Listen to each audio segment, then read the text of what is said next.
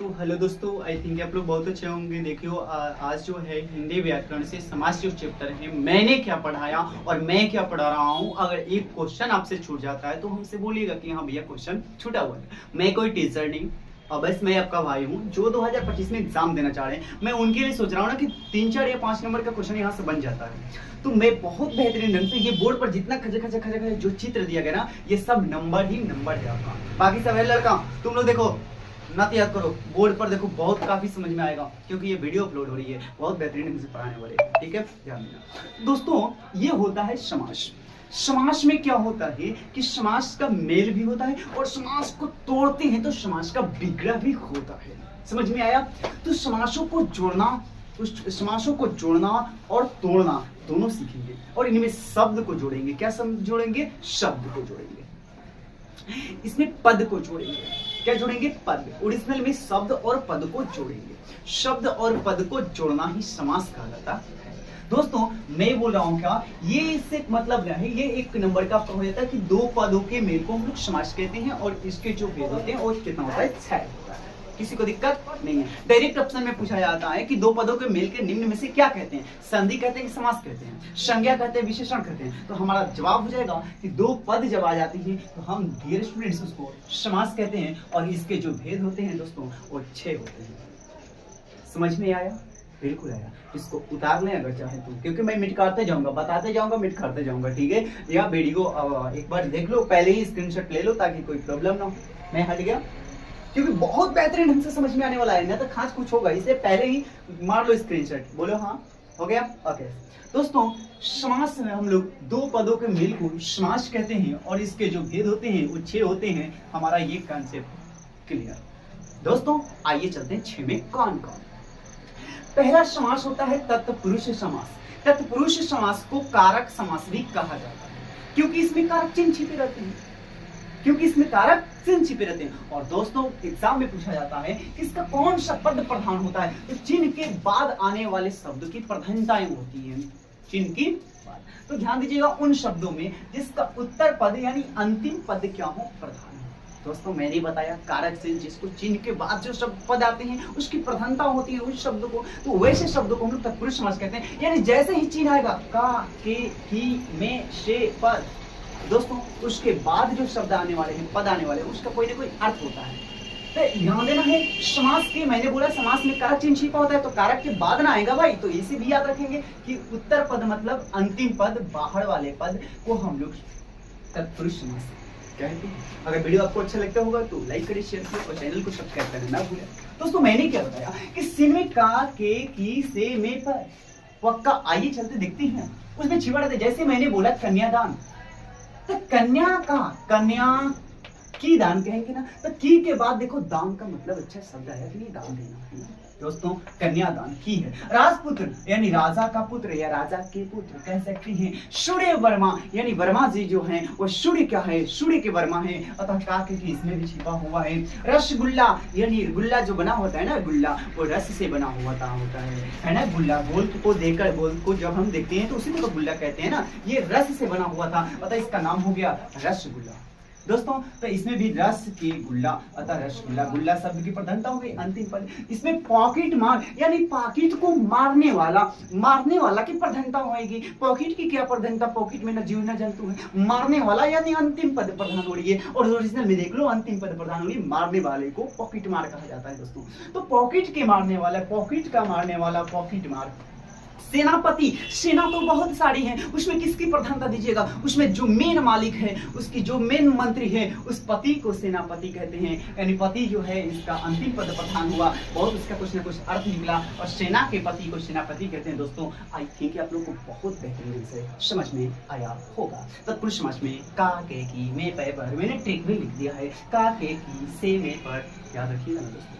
ये हुआ हमारा तत्पुरुष समास। और मैंने आप और लिया है दही बड़ा। दही बड़ा आप लोगों ने समझ गया होगा, जैसे हम लोग कोई दाल उल का बनता है, उसमें पानी दही में जमा देते हैं डाल देकर, और उसमें दही बड़ा आप लोग खाए ना, उसी को हम लोग दही बड़ा कहते हैं। तो बताओ ना भैया, बड़ा की ना प्रधानता है कि दही की प्रधानता है? पहले तो बड़ा बनाएंगे ना, पहले तो क्या बनाएंगे? बड़ा बनाएंगे। बड़ा, दही बड़ा लिखा रहेगा तो दही बड़ा, और उस बड़ा को हम लोग दही में डाल देंगे तो दही बड़ा हो जाएगा। यानी दही के बड़ा को दही बड़ा कहते हैं। तुलसी तुलसी लिखित, भाई यानी लिखने वाले की प्रधानता होती है, तुलसी की नहीं। यानी तुलसी लिखित का मतलब लिखने वाली प्रधान, तुलसी को लिखने वाले को तुलसी लिखित करते हैं।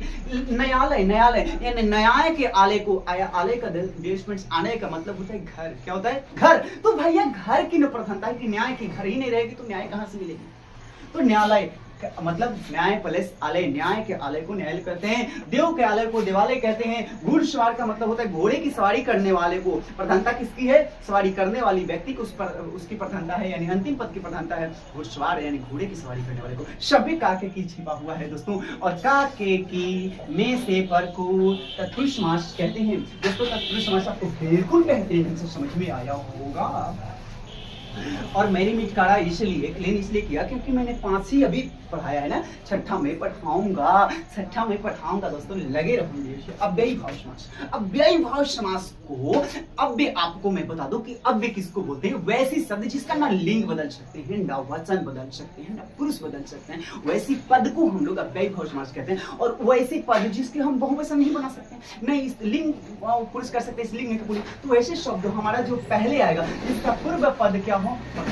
पहले प्रधान होना चाहिए। क्या होना चाहिए? पहले, जिसका पूर्व पद यानी पहला पद प्रधान का हो, ठीक ना? ध्यान दीजिएगा। जैसे शक्ति, यथाशक्ति, यथा होने का, यथा मतलब क्या? बहुत शक्ति, यथाशक्ति है तो बहुत की न प्रधानता हुई। शक्ति तुम्हारी क्या है? शक्ति किसी की कम रहती, ज्यादा है, बहुत शक्ति, ये बहुत की प्रधानता है यहाँ, बहुत। प्रतिदिन मैंने दिन क्या? दिन तो डेली आता है ना, तो प्रतिदिन मैंने प्रत्येक दिन की, यहाँ प्रधानता किसकी हो रही? प्रत्येक की प्रधानता हो रही है, तो प्रतिदिन। अनुकूल मैंने उसके अनुकूल ही जा रहा है। अनुकूल का मतलब जैसे मैं बता रहा हूँ, जैसे इधर से मैं इधर यहाँ एक लड़का है और ये एक प्रकार का चॉकलेट है, या यहाँ चॉकलेट है, एक लड़का, तो चॉकलेट को देखकर लड़का किधर जा रहा है? चॉकलेट की ओर। तो चॉकलेट की ओर जाना को अनुकूल कहते हैं। ध्यान दो, पेट को पेट है, खा रहे हो, बट कितना खा रहे हो? प्रधानता किसकी है? भर पेट खा रहे हो, है ना? तो भर पेट क्या हुआ डियर स्टूडेंट्स? भर पेट मतलब पहला पद की प्रधानता यहाँ हो रही है। देख रहे हो ना, पूर्व पद मतलब पहला पद मैंने इसका हिंदी लिखा, और भर पेट। अच्छा, बखूबी मैंने खूबी तो खूबी, बहुत खूबी तो प्रधानता हो रही। बेईमान, वो मान भैया कैसे बेईमान है ना, बेई से उसका मालूम चला ना कि वो कैसा इंसान है, तो बेई से मालूम चला। अतः इस समाज को अव्ययी भाव समास कहते हैं। अगर दोस्तों आप लोग कमेंट कीजिएगा ना कि भैया आप लोग थोड़ा लेवल बोलते हैं जल्दी, तो दोस्तों मैं कह रहा हूँ ना कि मैंने क्लास में पढ़ा लिया है, लगभग 11 बज रहे हैं, मुझे भूख भी लग चुकी है, इसलिए थोड़ा जल्दीबाजी में मैंने स्क्रीनशॉट कर दिया। क्या दिक्कत है आपको? आगे बढ़ते हैं। उस एग्जाम्पल कहाँ से पहचानेंगे? ध्यान दो, इसको अव्यय कहते हैं, तो इसको भी अव्यय कहते हैं। प्रति को प्रतियों कहोगे, नहीं कहोगे, यह क्या हुआ? अव्यय हुआ। यथा को यथो, यथी ऐसे करोगे, नहीं करोगे, ऐसा हो गया। तब प्रति, यथा, भर, अनु, बे भी लगा सकते हैं। ऐसे शब्द अगर मिल जाए तो समझ जाइएगा अव्ययी भाव समास है। हमारा क्लियर हुआ? किसी को दिक्कत है तो बता दो, कमेंट में जरूर कर दें ताकि मैं बताऊंगा। और ये वीडियो जो देख रहे हैं ना, आप ऐसे ना पढ़ें। आज से मैंने कल से मैं पढ़ाऊंगा कि अभी से 4 महीने में 5 महीने में एग्जाम कैसे क्वालिफाई करें। 90% नहीं आया तो बोलिएगा। अब बोलिएगा ना कि भैया आपका पता ना आया होगा कि नहीं आया होगा और तुम 90% करने वाले हो, तो भैया हाथ जोड़िए, मैं नहीं जानता। अगर ऐसे सोचिएगा तो, लेकिन मैं गारंटी दे रहा हूँ ना कि आएगा, क्योंकि मेरे वीडियो में चले जाइए, बहुत सारे वीडियो मैंने अपलोड किया है। ऑफलाइन में तो और ज्यादा पढ़ाता हूँ। अगर किसी को डाउट है, अगर मान लो कोई होम ट्यूशन कराना चाह रहा है, सोच रहे हैं ना कि भैया अगर पास में रहते, अगर भैया पास में पढ़ाते, तो उनके लिए मैं बता रहा हूँ कि अगर आपको हमारे पास टाइम नहीं है तो मैं संडे को आ सकता हूँ विदाउट पैसे नहीं लगेंगे। आप कॉन्टेक्ट नंबर 9693895956 कॉल कीजिए। अगर मैं 7 किलोमीटर से 10 किलोमीटर, अगर 7 से 10 किलोमीटर के अंदर में अगर आपका कॉल आया, मतलब उतना में अगर हम हैं, तो भैया संडे को आकर के मैं 2 घंटा 3 घंटा आपको पढ़ा सकता हूँ। इसके लिए कोई चार्ज नहीं, कोई पैसे नहीं। संडे को आने को जो लाइव से 1 भी रुपया नहीं, अन्यथा व्हाट्सएप से जुड़े रहे। आगे बढ़ते हैं। अभी लिखो, जरूर लिखो, कर्मधारय समास। वाह, कर्मधारय समास को विशेषण समास के भी नाम से जाना जाता है।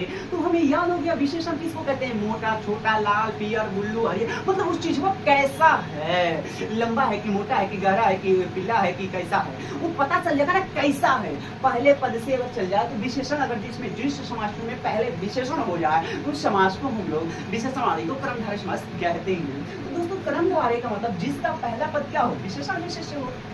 विशेष से भी पता चलता है, विशेषण से भी पता चलता है। अब देखो महा माने है, आदमी तो है बट महान आदमी है, आया कि नहीं आया। नील माने कमल वमल तो नीला है, लेकिन नीला नीला रंग का है, पीला भी हो सकता है, चरण हो सकता है, उन चरण पर सदु भी हो सकता है, कु भी हो सकता है ना, होता है कि कुसंग लड़का है, कुमति है ना, ऐसे शब्द को आइए चलते हैं ऑप्शन से। जैसे चरण कमल, कमल कैसा है तो चरण की तरह है, इधि कमल कैसा है, नीला है, महात्मा आत्मा आपकी कैसी है, महान है, प्रदेश कैसा है, सदु प्रदेश है, महिमा प्रदेश है, कुसंग आपका संग कैसा है, अच्छा नहीं है, कुसंग आपकी विशेषता पता चल गई। ओके, तो आपको ट्रिक में बता दिया, महा, नील, चरण, सदु, तू, अगर बेटा जाए तो मार दीजिएगा कर्मधारय समास। दोस्तों आपको ये भी समास समझ में आया होगा। बढ़ते जाते हैं अगला दोस्तों, द्विगु समास किसे कहते हैं, ये किसको नहीं आता। द्विगु गु गु गु गु माने गिनती, गु माने गिनती, गु माने गिनती, रट जाओ ना। इसमें 1 2 3 4 5 8 6 7 8 9 सब आ जाएगा ना। जैसे त्रिभुवन 3 चौराहा चौड़, इसका पहला पद संख्या वाचक हो, 5 7 8 आया कि नहीं आया, गुड।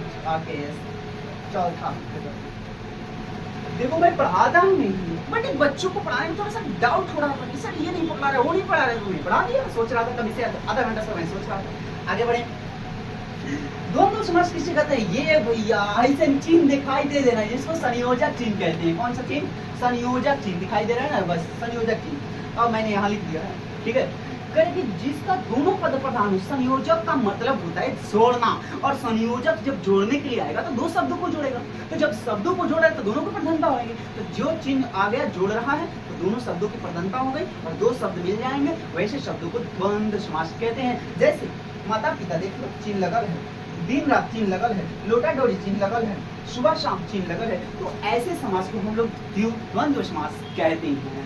आगे बढ़े तो बताओ, अगर लास्ट है बहुव्रीहि समास। दोस्तों बहुव्रीहि समास किसको बोलते हैं, वो समझिए। बहुव्रीहि समास नामे से पता चल रहा है बहुत ही बड़ा, जिस बहुत बड़ा, कह रहे जिस समास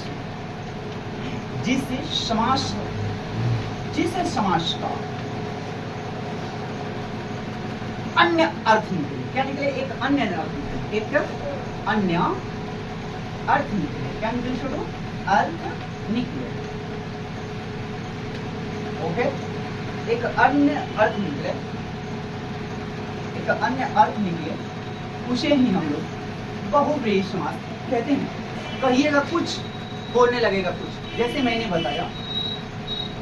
कोई ऑप्शन बोलेगा आप लोग, बोलिएगा आप लोग, लंबोदर भगवान, लंबोदर मैंने ये लिखा, कोई इसमें ट्रिक नहीं है। लंबोदर कोई इसमें ट्रिक नहीं है। लंबोदर जिसका अर्थ क्या होता है, लंबा ओदर, पेटवा वाला, सुनवा ऐसे होते हैं। दुर्गा जी का समय है, ऐसे लेकर गणेश जी होते हैं ना, तो ऐसे को लंबोदर भगवान कहते हैं। इसका मूड़ी जो होता है ना गज का होता है, यानी हाथी का होता है। हम गजानन भी कह सकते हैं, क्या बोल सकते हैं, गजानन। हिंदी थोड़ा सा गलती हो तो माफ कीजिएगा, गजानन, क्योंकि ऑब्जेक्टिव में देख लीजिएगा। और क्या हो सकता है, भगवान विष्णु भगवान को देखो पीताम्बर कहा जाता है, उनका गमसी आंबर, अंबर मतलब गमसी जो होता है उनका पीला होता है, पीताम्बर भी कह सकते हैं। पीताम्बर, अंबर लगा हुआ है, समझ जाइएगा, अंबर लगा हुआ हो, बर दर तो समझ जाइएगा क्या दिक्कत है। श्वेतांबर किसको बोलते हैं आपको पता है, भगवान ब्रह्मा जी को बोलते हैं, श्वेत धारण किए होते हैं। इंद्र भगवान को बोलते हैं श्वेतांबर भी बोल सकते हैं, श्वेतांबर। सब बहुव्रीहि समास है। नीलकंठ बाबा को कौन देखा, त्रिनेत्र बाबा को कौन देखा, तीन आँखियों वाला, शंकर जी रे भाई। त्रिनेत्र कहो या नीलकंठ बाबा कहो, नीलकंठ भी कह सकते हो, क्या दिक्कत है, नीलकंठ। और कोई रावण को देखो 10 गुमड़िया वाले को 10 गो आनंद कहते हैं, उसको 10 आनंद, 10 आनंद कह सकते हैं, 10 आनंद, ठीक है, हम जोड़ देते हैं 10 आनंद या 10 आनंद, 10 आनंद, कुछ भी कह सकते हैं। तो दोस्तों आपको कैसे वीडियो लगा, और इस अगर वीडियो आपको अच्छी लगी ना, इसमें जरूर लिखें कि हाँ हमारे लिए यह वीडियो अच्छा लगा, सर आगे और पढ़ाएं, तो मुझे बहुत खुशी होगा। और वीडियो अपलोड करेंगे, संधि के अब लेकर कहेंगे हम, संधि क्या पसंद होती, कैसे पसंद है, समाज आपको बहुत बेहतरीन समझ अगर आए तो लाइक कर दीजिएगा, शेयर कर दीजिएगा, सब्सक्राइब कर दीजिएगा मेरे चैनल को, ताकि उत्साह बढ़े। 400 सब्सक्राइबर आज हो जाएंगे मुझे लग रहा है, और आज होते हैं तो बच्चों के सामने केक काटेंगे। आपके सामने जो भी वीडियो दिखाई दे रहा है लाइव हमने केक काट कर बच्चों को दिखाएंगे। 400 सब्सक्राइबर हमारे हो चुके हैं, 2 मात्र कमी था, 2 को जल्दी पूरा करो। किसी का मोबाइल लेकर के जल्दी सब्सक्राइब 2 को कर दो। 400 सब्सक्राइबर दोस्तों हो जाएगा। मैं आपको वीडियो लेकर के आ रहा हूँ। Thank you very much. तब तक जय हिंद, जय भारत। समझ में आया होगा? समझ, thank you, best of luck.